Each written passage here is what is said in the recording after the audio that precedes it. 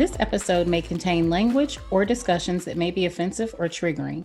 Refer to the episode summary for details. Welcome to On Her Terms Defined. My name is Charlene Ketchum, and today I'm with Ms. Olivia Baylor, who's a licensed mental health therapist. And today we are going to outline some general self-care guidance to help you navigate these challenging times. As you all know, 2020 was a challenging year for many of us, and we're starting to see the light in 2021. But many of us are still recovering from the trauma and turmoil of 2020.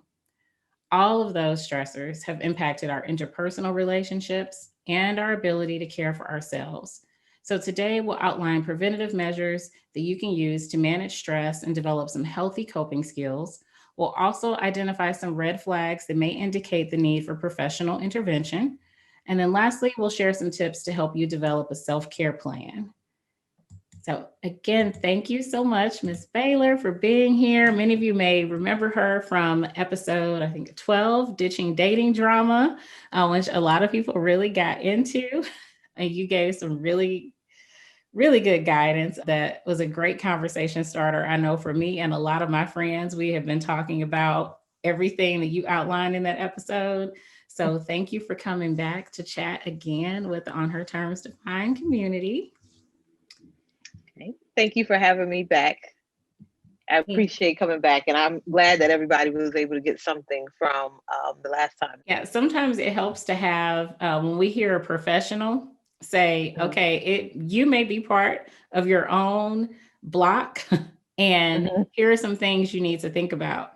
And one person said to me, oh, does she offer like some group classes? We need to have some group classes where she can teach us how to date. So I said, I will mention that to her next time we talk. So I don't know if you do that, but that's an interesting idea to think about, to offer dating classes. I know after this pandemic, it's going to be a lot of people that are going to be seeking some type of courses or classes or something when it comes to dating. Yes. Yeah, because it's really all related, which is why I wanted to have this conversation today about just like self-care, because a lot of times, myself included, people want to jump to the other step. They're like, oh, I want to get this partner so that I can make everything great in my life and everything will be better when I have this partner, who can help me navigate all these things. But it really starts with getting ourselves in order first. So that we know what we can offer. And I think that was the biggest gem that you gave us, like just knowing what you offer another part, what you're willing to give and able to give. And a lot of it goes back to what we're going to talk about today, just trying to make sure you're as emotionally and mentally, well, and have those coping skills in your toolbox already before you try to connect with someone, or so that you can improve your current connection to someone else. Yeah, definitely. Self-care is very important. But I think also just the talking about what is self-care is also a big thing that I'm looking forward to, because a lot of people get that confused. And so self-care sometimes for certain people can turn into unhealthy care. And they'll say, well, I'm engaging in self-care, but it's not really what they're doing. So being able to identify that is also another thing that I feel like the community needs to know about. And since we're talking, I know we're probably going to skip ahead on this, but let's define self-care for people so we make sure everybody's kind of on the same page, because you're right. Everybody's not talking about the same thing when they talk about self-care. So how would you define self-care? So I kind of define self-care for my clients as being a way that they feel that within that state, in that certain moment or activity, they feel a calmness or a feeling of, like, for some people, they'll define it via color. So baby blue, they may feel just a wind, a breeze. That is self-care. So for one person, self-care may not look like self-care to them. So let's say, for example, for somebody, they say, I enjoy self-care when I'm cleaning, which you'll hear a lot of people say, when I clean, I feel afterwards relaxed and relieved. Whereas some people may say that is not self-care. I don't like to clean. But for that person in that moment, they feel calm. They feel relaxed. That cleaning helps them. And then afterwards, they look at the reward of the cleaning and they can see that they've engaged in some type of self-care there. Other people equate self-care to like massages, going hiking. They may get an extra nap in a day. They may meditate, do yoga. So self-care can look different for each person. So pretty much anything. So how do you distinguish? Because some things feel good and calming to Mhm. people, but it may not be self-care because if it may have a debt be to their detriment. So how Mhm. do we distinguish like self-care that we should be engaging in? Like for some people, like eating might make them feel really good. Yeah. So How does that's what I how do you distinguish that from becoming a problem? well, that's what I mean when it says you have to be observant of what is coming from your self-care. What do you receive back from it? So for some people, if they say, when I pray, for those Yeah. who, practice prayer as their self-care, Hmm. afterwards they feel a relief of relaxation. They feel a relief of completeness or wholeness, or if they're using colors to identify things, they feel like that baby blue is coming through. And so they don't feel overwhelmed afterwards. When you engage in self-care like eating, and then afterwards you're like, oh, I feel very sluggish, I'm not feeling good, I'm noticing that I'm gaining Hmm. weight, that's an unhealthy self-care. Hmm. Some people do unhealthy self-care traits such as like shopping. So you'll have people Hmm. who will say, do you live your life? They will go and they Yeah. will splurge and they will buy something, and then the next week they can't pay their rent, and then they're very stressed out. So that's Hmm. not a self-care.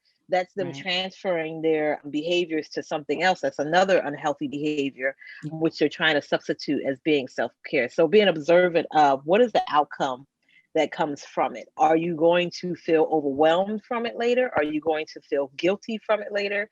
You shouldn't have that as a self care. It should be more of a feeling of relaxation and relief.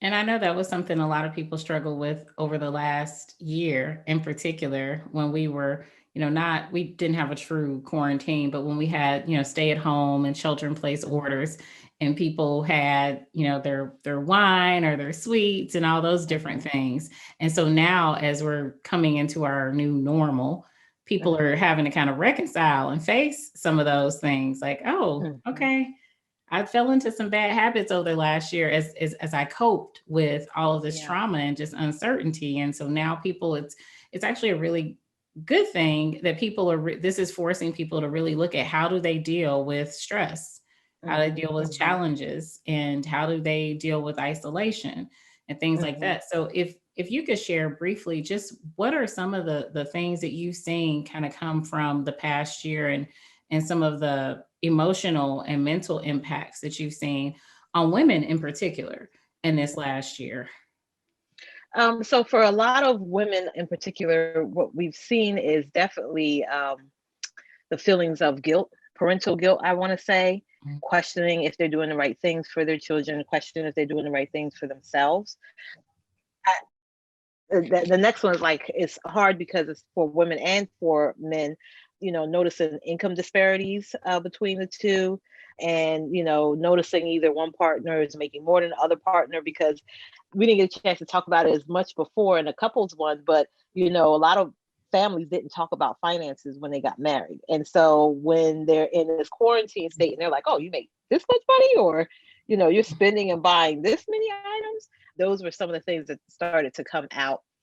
Also, just there's been an increase in mental health needs just in general within community. And so if for some people of color or just some black women, they keep going about with the struggle of the strong black woman feeling. And so they don't want to seek out mental health services sometimes because they Yeah. say, I can do this on my own, so I don't need to do that.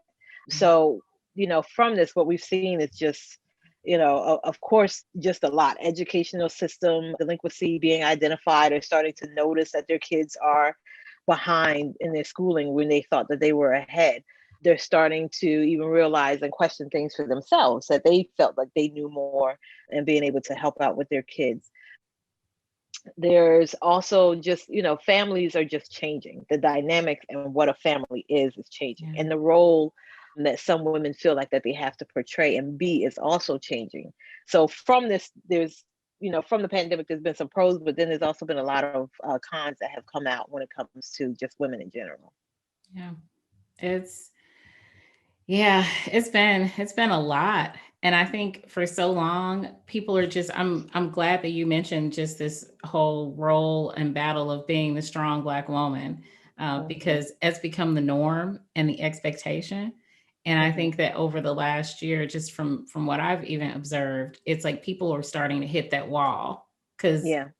it's been a lot. And then with the stay-at-home orders, you didn't have that freedom to kind of maybe escape from it as much as we did before. So as you noted, like with the finances, because I've heard a lot of people talk about that. I was Hmm. actually amazed. I think it's the things that you just take for granted that maybe more people talk about money than they actually do. But depending on how people Hmm. manage their finances and their relationship, they may not ever have those conversations. And to be honest, I didn't really hear people say that that's something that you need to do when you're married. You Hmm. talk about like how you're going to raise your kids and, if you're the same religious beliefs, but not so much about how do you spend your money, or is it a problem if you spend $100 on a pair of shoes? Like, is that something you need to talk about with your spouse? Like, not hearing those things. So the money has been a Hmm. big source of conflict for a lot of people I know. Yeah, I would say for the top three, and there's two more that I didn't get to mention, but the top three I would say that we've seen with women coming in for therapy is definitely finances, if they're a couple, and even if Yeah. they're not a couple individually for themselves, finances, Yes. because they're starting to realize their worth and they're Hmm. saying, my job is paying me $10 an hour Hmm. when I should be making, 20 or $30 an Yeah. hour. And so those financial concerns have been coming up. The second one has, because of all of the discussions with Black Lives Matter, and we have a lot of women who are in interracial relationships, is the thought of, wait a minute, what's really going on in our relationship ourselves? How do we talk about race with each other? How do we talk about race with our children is another one. And just even for some people who are themselves trying to figure out who they are, identifying who they are. There's been a lot of people who have now reached out to this ancestry.com, and there's another one that also looks at individuals who are from, strictly just targets Africa, where there have been a lot more African Americans saying, where am I from? Where are my ancestors? And so that's been a tick as well. And then, of course, the third one that women have come into the office about is dating, just how to date. What does dating look like now? Noticing that there are some, interesting people out in the dating world, and just getting lost in the dating world. And, people have been taking risks pre-COVID, and, well, yeah, pre-COVID, they were Yeah. taking risks, but even more, they're taking risks now just to go on COVID dates, just to date. So those have been the top three that we've seen, especially for women during the pandemic. Yeah. That that sounds consistent with what I've experienced and what I've heard from other people. And as a side note, it's interesting that you mentioned ancestry. I took an ancestry test a couple years ago, Hmm. and it was for similar reasons. Like I just wanted to know where my ancestors came from. But it's really Hmm. interesting. I tell folks, be careful when you take those tests, because the thing is, you don't like, I actually found a long lost cousin found me as Hmm. a result of it. Cousin that I didn't even know existed. And it was a really good connection and everything. But I've heard some really traumatic stories from other people, Hmm. because Yeah. you assume that it's going to tell you one thing. And that was for me. Like, I went into it expecting to see like one thing, and then it Hmm. tells you some other things. And it really makes you start thinking about like what happened to my ancestors, and, to have all Hmm. these other entanglements in there. And it can be a really complicated unveiling. Yeah. Yeah. I don't think that if you're going to do the ancestry.com or those other resources, Yeah. try not to go into it with expectations, and be able to go into it with the awareness that there might be some letdown. Yeah. Because there have been reports where people have found out their parents aren't their parents. They have been people that found out, they may present as if they are African American. They may have, skin color as me, and then they find out that they're Yeah. not. And so it can happen Yeah. where, with anything, once you start opening Pandora box, you don't know what's going to come out of it. So I'm not discouraging people to go Right. and find out if that's something that they Yeah. want to do, but just be aware that if you're going to take those methods, just go about it without the expectations that perfection, or it's going to be exactly the way that you want it to be. Right. I should have talked to you before I did it. Yeah, because I had expectations. Yes. So yeah, I'll have to do a whole nother episode to talk about like ancestry and everything because it's Mhm. been interesting for Yeah. folks with everything that people are dealing with and trying to cope and recover from not just last year but just everything, particularly Black women. I mean, we Mhm. talk a lot about 2020 because that's like this unprecedented worldwide pandemic and everything, but for Black women with the pay disparities and with carrying a disproportionate load usually in the household and just everything that the Black women face professionally and just in society, and the worry that we carry for the men and children in our lives, it was just all exasperated from the events of Mhm. last year. But this has just been building, which also Mhm. made Black women and Black people in general really susceptible to the consequences, the complications from COVID. So what are some key things that people can look for in terms of identifying it's not just normal stress? Like this might actually be an issue, like with Mhm. anxiety and depression. What are some signs that lets people know that this is something that I might want to seek some professional intervention to deal with? Mhm. So I always say first that whenever somebody comes up with a question of should I seek mental health, if you're questioning it, that means that you need to seek it in the beginning. Or if people start asking, like, are you okay? And you keep noticing that people are asking if you're okay, then you should seek out some professional, care. It doesn't necessarily mean that they have to go through therapy because I understand that there's different routes for different people. But if you're seeing that you need to have some type of care, whether it be a life coach, whether it be pastoral counseling, if you're questioning your faith, being able to reach out to somebody. Black families, it looks very different. Individuals who can show signs of stress, they can include just being irritable, excessive sleeping, lack of sleeping, excessive eating, weight loss, weight gain, excessive worrying, forgetfulness, having racing thoughts. So it's like they're always running a list in their mind 24/7, just feeling uneasy or just not feeling the norm. Sometimes we have vibes and we're just like, this today just does not feel right, or I don't feel right today. I don't feel like my usual self. Yeah. Crying spells, withdrawing from others, and then fight or flight increases. So always being on alert, always being really defensive towards others. It can look different. Men, it looks different because it comes across sometimes as being irritable.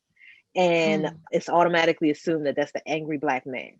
But it's Yeah. not always the angry Black man. It could be anxiety, it could be stress. Then with children, you'll see like crying spells, again, irritability, fighting others, talking back, decrease in their school grades. So there's different signs that you may see just overall. I think that any time that people feel a worry or concern for somebody, just ask them if they're okay and just let them know what you're seeing from them.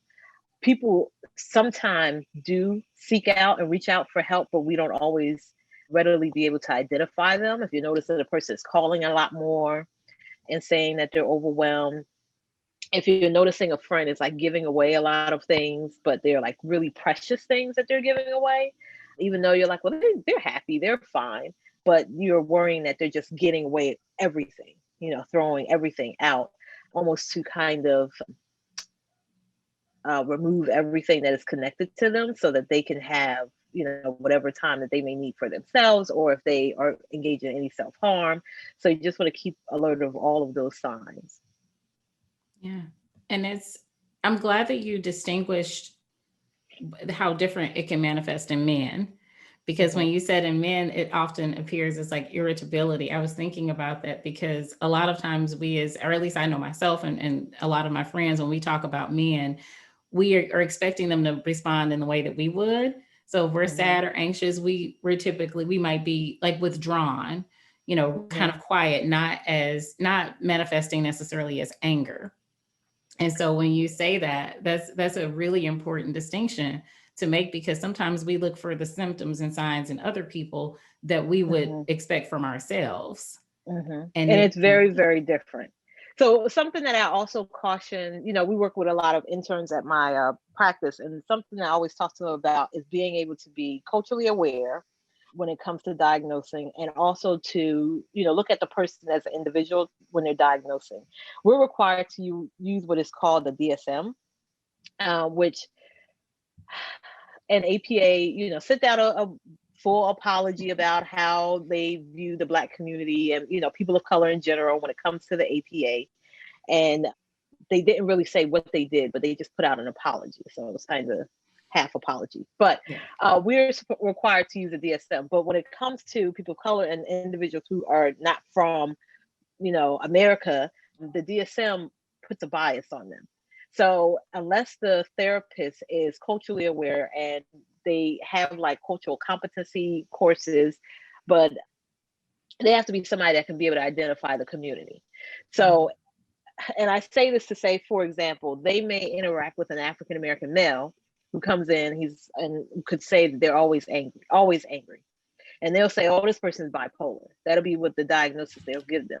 Instead of considering the possibility, they're just dealing with anxiety, and it presents as anger, because that is one of the feelings that they, have chosen to use to present, or the feeling that they closely can align with to express, this is how I'm feeling. But it doesn't necessarily mean that that person is bipolar.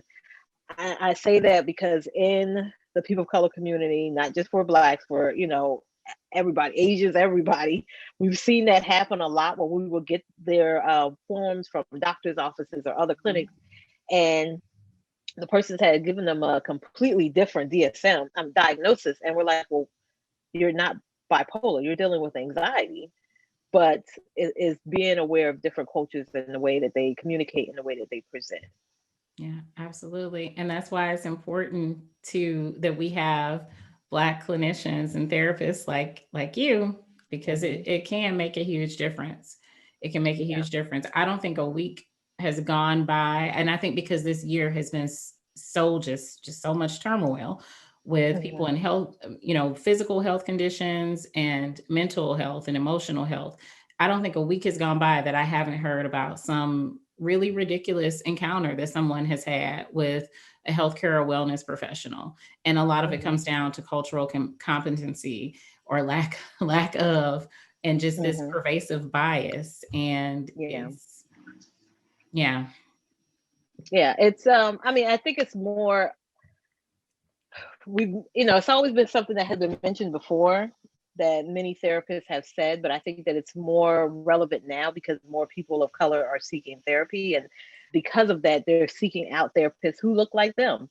And if they're in an area that doesn't have a therapist that identifies as, at their, particular race, then they will then look for somebody else. But we do have therapists that are non people of color that do state that they work with a particular population, but then don't know anything about the population. So I always am cautious to say, make sure that when you're picking a therapist, ask them questions. Some therapists offer consultations, some do not. If they don't, you just, attend the session. But find out if that therapist is a good fit for you.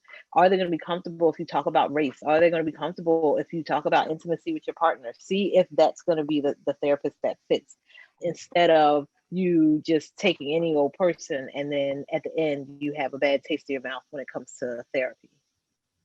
Yeah, I'm glad that you said that, because I know a lot of people feel that's the fear that, once you go in, you can't terminate that relationship with the therapist, or that apprehension that what if this isn't a good fit for me, or what kind of questions can I ask to ascertain if this is the right person for me, particularly if or if you are a trans individual, or if have a lifestyle that's not the majority, that doesn't fit the majority. If you can determine if that therapist is actually the person that's a good fit for you.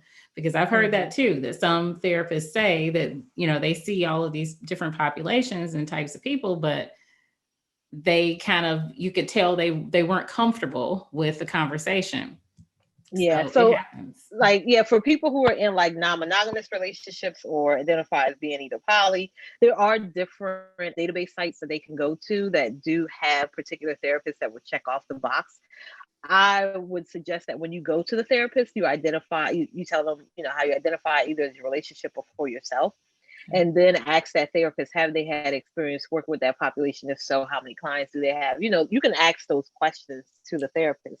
Some therapists are very open. You can look on their sites and you can see on their website, like, the population that they've worked with, the experience that they've worked with. I wouldn't suggest utilizing Psychology Today for all of those areas, because there's Psychology Today. But there's a couple different and if anybody's questions about it, just read up a lot of articles about Psychology Today. And when it comes to people of color and people within non-monogamous relationships, there's a couple of interesting things that have happened. But you can, there's different sites that you can go on to, and you'll see the therapists who will identify. Inclusive Therapists is a good database. Clinicians of Color, Therapy for Black Girls, those are all really good. Therapy for Black Men is another one. I'm trying to think of, there's one more too that has a really good site. So I can, send you a list of a couple of ones that Perfect. are really good sites that can be used, that people can search on for, to see where they can find a provider that works with them. Perfect. And I'll put those for the audience. I'll put those links in the summary on She Confidential on the episode page for this on She Confidential. With all of the things that people are balancing and juggling and trying to recover from, can you offer some coping strategies that people can use, particularly as it relates to exposure to all these negative events? Because I know that for me and from what I've read, that the television and the media has been a huge trigger for a lot of people over this last year. So what are some tips that you have for how to cope with just this pervasive negativity that we are surrounded with?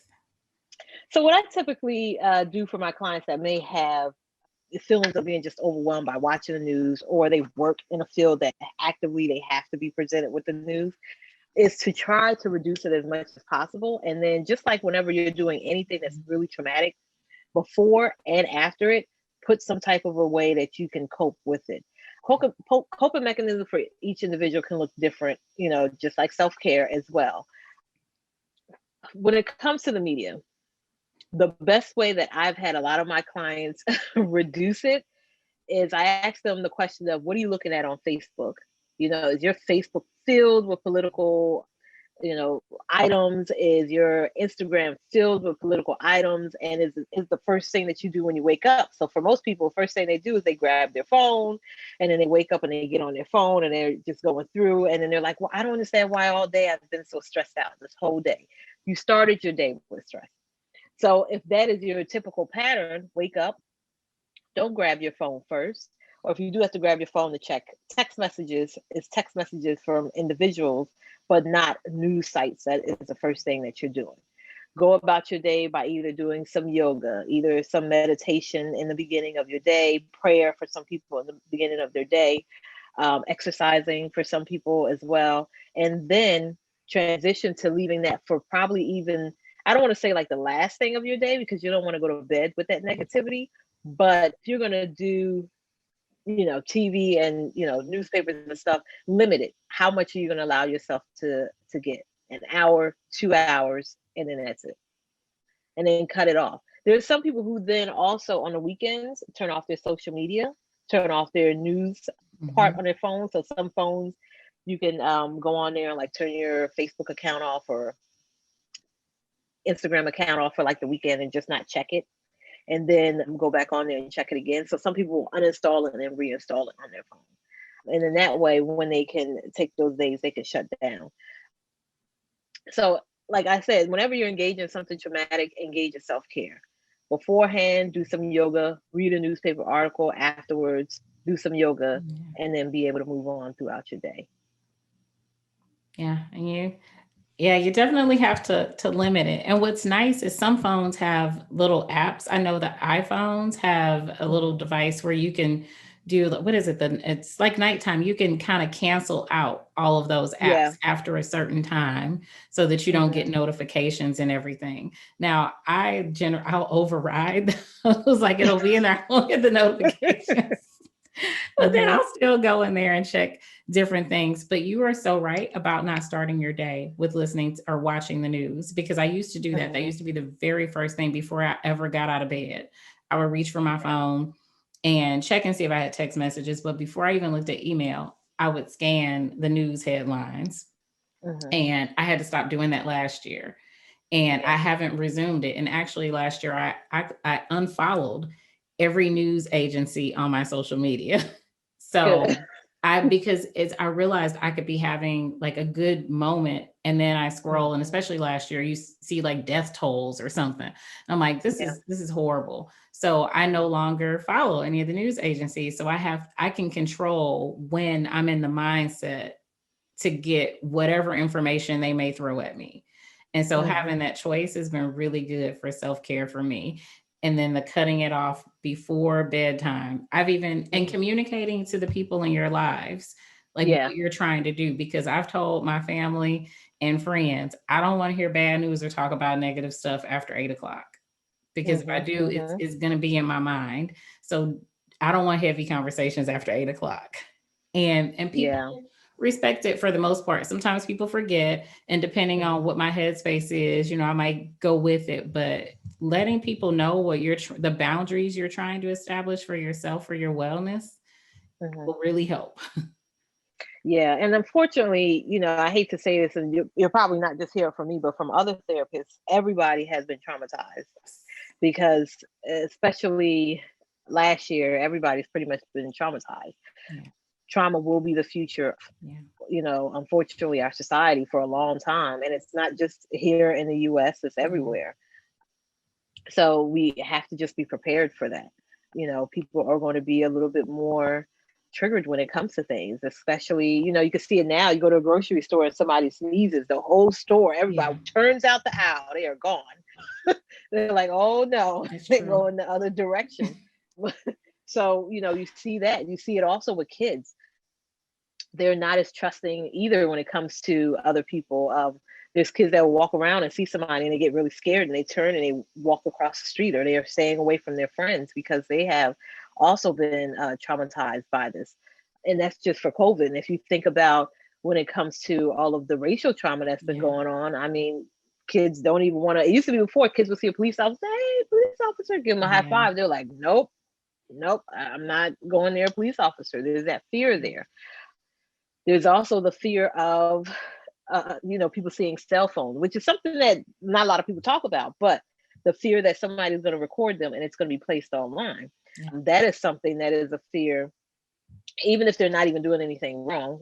yeah. There again, it's of course needed for cell phone footage for when others are doing something wrong, but there's also the fear of people who will have the information be posted online. They're afraid of what will happen going forward. So there's definitely that fear that everybody's going to be living in for trauma for a while. It's it is. It's a harsh. I have several friends who are clinicians, both in mental health and just in nurse practitioners, and Hmm. it's really it is. It's heartbreaking. I think you're absolutely right. This is the new normal. But the blessing that I see in it is that we're becoming more open and having Yeah. conversations about the need for just mental wellness and how we can support each other in it, and being okay with people saying, you know what, I'm not okay right now. And Hmm. it not being a stigma attached to that. Like it's becoming normal to say that you're not okay and what resources do I need, and like in helping each other find those resources and respecting each other's boundaries and even asking. Like me and my friends, we Hmm. actually ask each other now, like, is this a good time to talk to you about this? Or just checking people's headspace and emotional space. Like we didn't do that before. Hmm. So Hmm. I think that a lot of good can also come from this because we're starting to kind of shift and have these conversations more openly, and more people Yeah. are getting the Yeah. support they need. Yeah, definitely. It's I'm happy that there's so many more people seeking out therapy services. Unfortunately, there's not as many therapists, which is what we're noticing is a problem. But there are people who are seeking those services, and for the therapists that are out there, they're willing and able to, be there for them. The good thing is that the licensure boards for many states have started to identify and see that limiting a therapist to one state of seeing clients isn't really a good thing. So just for the mental health board, I'm not sure if like social work boards are doing it as well because I'm mental health, but the mental health board has been working towards having it where if you're licensed in one state, you should be able to see clients in any state, which I feel like it's really good. We've gotten calls from clients in Utah who are like, there are no Black therapists in Utah. Yes. So we unfortunately, we would have to reach out to their board, get approval from their board. And sometimes the board will say yes, sometimes they'll say no. In this COVID Okay. situation, though, we've been seeing the board be more willing and open to saying yes. And some of them have it like listed that there's a reform that their governor has signed into play that says any therapist located in any state can, see a client. Okay. So people should check with, and I'm really big on individual advocacy. So Mhm. so should people contact their state mental health or state boards to find out what the restrictions or limits are on out of state, or are you wait until you find someone who's out of state and then have that person approach that board? How Yeah, it's best if the clinician reaches out, okay. because you can reach out to the board, but sometimes the boards do have different accommodations. Pre-COVID, they used to have different accommodations. Post-COVID, though, what they typically have done is on their website, you can go to their licensing website Okay. and you should see it under, it should say like a section for like licensure, or it'll say something like telemental health or COVID Okay. 19. And then they can look under there and they should be able to see what are the licensing laws. And it might say that the governor has a reform that states that for this time period until this date, it expires, that a clinician at any state can see somebody, but it'll also state the different types of clinicians. So it might state psychiatrist, it might state mental health, it might state social work. There'll be different licensing ones, but usually under, it should be under the state's health. Oh goodness, health Board of department website. licensing, the state, like in Missouri, we have a state licensure board as well. Yeah, So, yeah, it should be under there where they were listed, but it's always easier just to go through the clinician. So you should be able to call any clinician if you're okay. located in another state and just say, "Hey, I'm located in, New York or wherever, and I just want to know if you can see me virtually for sessions because I know that you're licensed in this state." And then just see what they say. They would then have to reach out to the licensing board to see, based off of their different licensure, what the requirements are. Okay. Excellent. Oh, that is awesome news to hear. I hope that Yeah. that really expands. Yeah, I think that Maryland so far signed okay, and I think Georgia signed okay. We're looking for a couple more states, so it'll be good if it was just all around, because Yes. for mental health, we just don't understand why it's, well, we understand why it's limited. It's for safety wise. If we need to get out to a client in an emergency, we do Yeah. understand that. But what COVID has taught us is ways around that to be able to get there, to be able to help in connection with, those clients. And there are still clinicians that do offer face-to-face services, but then there might be a clinician that a particular client has a need for, and that Yeah. they're closely, in a closer location. So there's a lot of different reasons to, change it and be able to see clients anywhere. It's like if a medical doctor is on vacation somewhere, they're still a doctor. Right. So if, and if something happens to somebody and they faint, they Hmm. have to take care of that person. They can't walk Right. away, but Right. they could later on come back and say, well, you weren't licensed here. And technically what you did was you saved their lives, but they, got a broken arm because of it. So, but Yeah. if they would have ignored it as a doctor, then they would have said, well, you were a medical Right. doctor and you just ignored this person and they died.